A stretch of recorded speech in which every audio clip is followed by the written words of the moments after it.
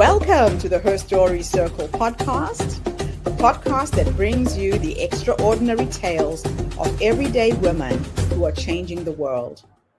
I'm your host, Gertrude Mache, and I'd like to acknowledge traditional custodians of the land on which we meet today. I also like to pay my respects to elders, past, present, and emerging. Every week, we dive into the lives, challenges, and triumphs of women from all four corners of the globe. We're here to inspire, enlighten, and connect, sharing stories that uplift and empower. So grab a cup of coffee, settle in, and join us as we explore the incredible journeys of women shaping our future. This is Her Story, where every woman's voice matters.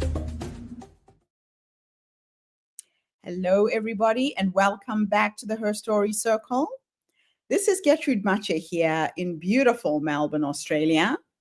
And today I am graced with the presence of yet another fascinating young woman. Welcome, welcome, welcome to our tribe. Please tell everybody your full name, where you're based, and share your story with us today.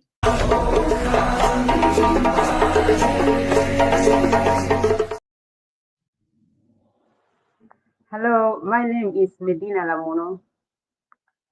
I live in Victoria, Australia, but I was born in South Sudan. In fact, it was Sudan because South Sudan only got independent in 2011. I was born in South Sudan during the war, and what I last remember was it was a beautiful day. Could have been November or December because it was a dry season. Me and my friend, we were around 9, 10 years. We went to the river to fetch some water because we were helping our parents to fetch water in a 10-liter jerrycan to bring it and then store it in the pot. We always make like 5 trips, and then when we are tired, we rest. So when we made our first trip, my mom was in the river washing clothes. Me and my friend, we walked very fast so that we could go back again. We were talking, laughing, and when we reached, she went into the room to pour the water in the pot, and me as well. I went into the room to pour the water in the pot. I remember our room where we keep our water was made out of iron sheet. So as I was pouring the water in the pot, I heard the airplane was coming. So what we normally do, we run and spot the airplane in the sky. And then if it's making a white line, we will say that's the queen going. And when I got out, I was looking into the sky. I couldn't see any line. I was wondering how far the airplane was. And then I heard a loud explosion. And then someone came and pushed me down. After the explosion, everything went quiet. And then the next thing I heard was a loud crying. Like people were crying, even the chicken, the goat, the dog, they were barking. So I was wondering what has happened. I got out from down when everyone was crying. I was running back to my mom to the river, and I wanted to check my friend, but somebody pushed me again that I should not look that side where my friends were. And unfortunately, when the bomb dropped and exploded, she was also out spotting the plane, and she got killed because she was cut into two from the explosion. Me, I ran back to my mom to the river, and when we came back, my mom also was running toward me. So we came back home. My mom said, "No, you can't live here anymore. I need to send you to the refugee camp in Uganda." So she sent me with my cousin to the refugee camp in Uganda. We walked for 2 days on the road. Eventually, the United Nations High Commissioner for Refugees registered us. in Kitgum, and then we were transferred to a refugee camp called Acholpi Refugee Settlement Camp. That was around 1994. And in the refugee camp, my mom told me that when I reach there, I should go to school. By then, I haven't been in school yet. So I started learning how to speak, read, and write English in the refugee camp. But every now and then, I would remember my friend, how people used to say that she was very smart and I was very smart because we used to help our parents do a lot of stuff like washing clothes, fixing water, even cooking. And then I always tell myself, there's a reason why I'm still alive because I could have been dead. So I focused in education when I was in a refugee camp. Like the only time I miss school is maybe when I'm late, when I go to fetch water in the borehole, then I may miss school. But I live in a refugee camp for 12 years. I study up to high school. When I finished, I came to Australia. I joined my partner, and fast forward, we we are blessed with 6 children. But when I was pregnant with my number four child, I had a news from South Sudan that a friend of mine passed away during childbirth. And I'm like, no, I need to do something. So I decided to go back to university and I studied nursing. After finishing my nursing, I went back and did my midwifery. So I'm a registered nurse and a midwife in Australia. And my main aim was to start a project overseas so that I could build, I mean, in South Sudan, so that I could build medical center that will help women to deliver safely. And that is happening at the moment. The medical center has been built. We are finishing it with the help of African Action International in Australia and Health Global. They are helping me raise the fund to finish the medical center. I am very grateful that I'm in Australia and still alive. They said what doesn't kill you teach you. What I've gone through has really taught me. It's a sad story, but because I'm still alive, I know I can make a difference.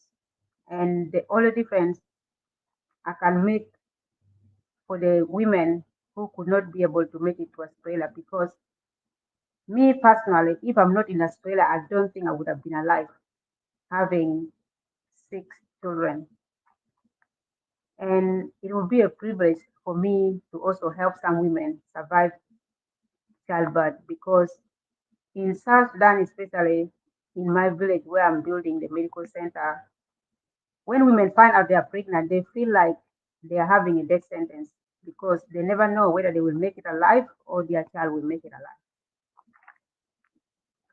And I'm sharing my story so that whoever listens to it could also help bring hope to the women of Obo in South Sudan, in Magwi County. We still have plenty of things to do, and you're welcome to contact me anytime. Our Facebook is called African Action South Sudan. It has updates from what we are doing over there. Thank you so much for listening. Mhm. And I know change is not easy, but I always say change doesn't happen when you know what to do. Change happens when you do what you know. Thank you for Mm. listening. And just know that as long as you're still breathing, you can make a difference. Thank you so much, Truth, for your It's interviewing me. So I haven't greeted you.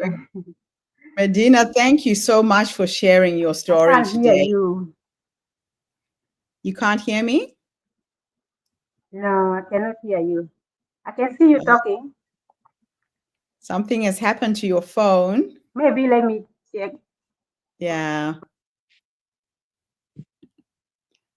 In the meantime, I'll Share your website at the bottom of the screen and let me know when you can hear me. Maybe you mute yourself. I'm not muted. Can you Can you hear unmute me now? yourself? I'm not muted. Ah, I'm not muted. Go out and come back in again, Medina. Medina, go out and come back in again. Can you hear me now? can you hear me? I can hear you clearly. I cannot hear you. Go out and come back in again. Okay. Technology issues are always a challenge. I will, in the meantime, share Medina's website, africaactionsouthsudan.org. So if any of you are inspired to support her, to support this cause, please go onto her website and connect with her on africaactionsouthsudan.org. Medina, can you hear me now? Can you Now I hear me can now? hear you. Okay, good, good. Yes. Something happening with your phone. All right, so let me ask you a few questions based on your All right. experience. What emotions or thoughts do you remember from that day when the bomb went off? And how has this shaped your outlook on life? What I remember was the loud sound and the fear that followed afterwards. I was terrified. I thought I was gonna die because I did not have anyone close to me that I know personally. The person who pushed me down, I don't know them. They were strangers. So Mhm. I carried that until like 10 years ago when I started doing my nursing. Mhm. I felt that, because I felt that I used to have a nightmare, like a terrible nightmare. I feel like I was running away from the bomb again every time I have that, and I will wake up in sweat. But then when I started doing my nursing, and I have a feeling of accomplishment that I would make a difference. My Yeah. being alive is for a reason. Mhm. And it doesn't matter how small it will be, it will make a difference. I love that. And that's how I started feeling more. I let go of the past, like the forgiveness kind of it. I forgave my past because I Yeah. couldn't do it anymore. Yes. So you were sent to a refugee camp at just the age of 9 years old. How did survival look like for a child in that environment? It's even more than survival for the fittest because as a child, you need to get a drinking water. That was so hard to get in the refugee camp. Mm. I could go to the borehole. I remember sometime I leave at 4 a.m. to go and line up. It was only one borehole, like hundreds of other women lining up and girls. So you will line maybe for 8 hours. When your turn comes, you have to pump the water and then carry it, go home. Reaching home, that water, you use it for washing yourself, cooking from it, for drinking. So water was very scarce, like we were Mm. lacking water. And also in terms of food, we were waiting every month for the United Nations High Commissioner for Refugees to give us food. Mm. So food was very hard to get. We eat main meal only once a day. And sometimes if we don't get the ratio that the UN will give us, we go hungry. So life was A lot, hard every time. a lot of people who have not been in a war-torn country don't understand what it means to be a refugee. I No, can imagine they what that was never. like. you at the age of 9. So tell me, how did learning English under a tree become a symbol of hope and determination for you? My mother told me that when you are educated, even if the war comes, you don't have to carry any heavy load. Like you don't have to collect your clothes, your food, and run with it because you will run with what will keep you alive in your head. Because he said, Mm, wherever you run, you will get a job. If you know how to speak English, you know how to read people's name, you will always get a job. He told me yeah, that. So when I started sitting under that tree on a stone, writing on the ground, I was excited, learning A, B, C, D up to Z. I would sing from class up to home. And when I'm cleaning around, I would be singing A, B, C, D, E, F, G. I felt so proud that I was accomplishing what mom told me. that's just amazing. Yes. Now, And also that the other thing, say that like again. learning, yes, learning, going to school in the refugee camp where I came from is not about learning how to read and write. It's about learning how to speak, read, and write the language, Okay. English. So it wasn't that simple. Hmm. Even up to today, English is hard. Now, you say that hardship was my motivation. Can you share how you transformed pain into purpose?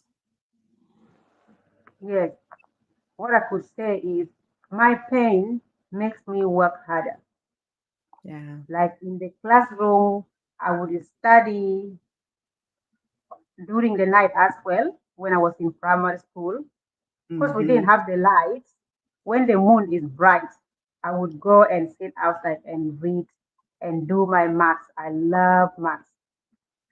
So I was good in that. I knew that if I study hard, I would not live in hardship as I used to. And I Yeah. wanted different for my children as well. Because in my Awesome. family, I'm the first to go to university. I Hmm. mean, not in my family only, in my generation, but from my mother and my father's side. Right. I'm the first to reach university. So I just break that circle so that my kids can find it easier. Yeah. To follow in your footsteps. So, Yes. what was it like arriving in Australia after growing up in such a different world? What were the main things that stood out to you? Oh, everything, the building, the cars. When I arrived at the airport, it was magical. At first, I was very excited, but when I arrived home and the following day, like everyone is living inside, I'm like, what's going on? People are not out. Are they still sleeping? I thought they are sleeping. So I was told, no, no, no. Here people live inside. You only get out when you're mowing your grass or when you're going away. And it hits me. I felt like I was really lost. I did not know what to do. But I had in mind that one day I would want to continue with my education. But Yeah. also Australian English sounds so different. Not like Different. the one I met in the refugee camp. Because we Mhm. are taught British English, not the Australian one. Right. So I had to start learning how to listen to the English again here. So, Uh-huh. but I was blessed. I met some uh, sisters of Good Samaritan from the Catholic. So they would speak to me more in English, and then that helped me learn how to listen to the Australian English. Mhm. So, Yes. how did your experiences influence your decision to become a nurse and a midwife? Or like when I had my own kids here, I went for a checkup. The doctor did all the blood tests. And when I went to the hospital to meet the midwives, they were amazing. Nobody was telling me that, oh, the clothes you're wearing is too tight or it's not the free style for the pregnancy. Because where I came from, once you're pregnant, you need to buy new clothes. They call it maternity wear. Mm, and you need like make sure you're very smart, you're very well off, look really really good, because they said right. if you're dirty, it will affect the baby. But some women cannot afford to buy new clothes when they are pregnant. They cannot Yeah. even afford to keep themselves healthy when they are pregnant. But a lot of pressure were put on them. But here in Australia, oh, it was really good. Even during labor, nobody was yelling at me. I'm like, wow, I want some women to experience what I've experienced. Oh, that's. So that's I decided to become a midwife mainly because of what I said before when I had the loss of my friend during Mm, childbirth. But I knew I wanted to do something also for the Australian, like to say thank you for having me, for giving me the opportunity for being here. Like you can do anything here in Australia. It's possible. You just mm-hmm. have to put your heart into it and then do it. It doesn't matter the color of your skin. People will always talk about the color of your skin. It's obvious, it's different, Mm, but we shouldn't make it limit us no. because we are inside, we are all the same. Blood Same. group, we are all the same. You will not ask, oh, what kind of blood group are you giving me? If somebody Mm, need blood transfusion, they will never ask which ethnicity the person came from, which race, never. that's so So true. yeah, So many women are facing their own version of war. Sometimes it's emotional, yeah. financial, personal, spiritual. What would you say to them? I would tell them stay strong for your children, especially, and for yourself. Yeah. Enjoy life because you're still alive. I'm blessed because I studied in the refugee camp, but most women I know they did not study as I did in the refugee camp. They never have the opportunity, and they're here in Australia struggling a lot, or let me say overseas. I mean, in a refugee camp somewhere, they have left their own country. They have to speak different language and manage different system. It's not easy for them. But Yeah. speaking English is good. But if you can't speak English, you can't find a job. Just take care of yourself and enjoy life, and let your children also see you happy. I love that. Now, recently, the South Sudanese community lost two young boys who were murdered here on the streets of Melbourne. What has been the impact on the community, the impact on you as an African mother bringing up her children in Australia? Oh, I can't describe the impact. Like I felt like it was more than what I faced before because those two boys they were like my own. I have Mm, also two boys who play sports, and because I can't do everything for them, and they are old enough to walk safely in this country to come back mm, home. yeah, But when I saw what happened to those two boys, it breaks me. Even my own boys, they were very fearful. They couldn't even go on the train to go for mm, their training because they said, Mom, somebody could follow us. I said, yes, it's possible. I can't say no. I can't trust anybody like when you're going out there. mm, So our community has been affected. We don't speak it out, but I pray and I hope that we get professional help to talk about this because this is mm, the worst crime we have seen happening to our children. As a mother and all the South Sudanese mother, the African mother who are here, that the two boys who were killed, those were our boys. So we yeah. have been affected deeply and we'll never get them back. So, what So role does community play in rebuilding after trauma? talking to each other, being there for each other, Mm, that's the only thing we can do. But what I've learned as a professional health worker is sometimes community is not enough. yeah, Is not enough. We need professional help because trauma is real. Trauma is real, and we yeah, all face it. We all face trauma differently. So some people will bounce back quickly, others would never come back. yeah, it's true. So if you feel like the community is not enough for you, just seek professional help. Yeah, And I yeah. always tell my friends, please don't be afraid to seek professional help. Now, you've chosen to focus your story not on the pain, but on empowerment. Why was that important for you? Because in positivity, which is empowerment, is way better and greater than the negative things that have happened in my life.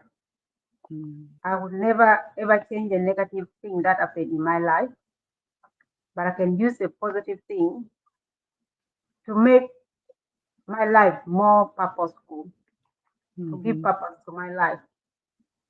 I can talk about my past. I always said if I have to write about my past, it may be even bigger than the Bible, but I can only tell people that. But I need to focus on the positive thing, what come out of it. yeah. Yes. So that's why I'm focusing on the positive part of it. So, what legacy do you hope your children and women around the world will draw from your story? Resilience, that what happened to you should not end you. It should make you go forward, Yeah. especially the bad story. Don't sit on the bad story because which means there is a better story ahead of you. So your tomorrow will always be better than your today. I Mhm. always think it that way. So to the people around the world facing difficulties, it's not over yet. As long as you're still breathing, keep pushing. You I will make love an that. impact. So, Thank if you. there was a woman who's listening to us right now who, like you, maybe has got three, four, five, six kids, has always wanted to go back to school, what inspiration can you give her to have the courage to go back to university and study and do something with her life that's different? I would say start it small and let it be consistent. If you are taking a course, you may take a course that is for 2 years, you may take 4 years to finish, and that's okay.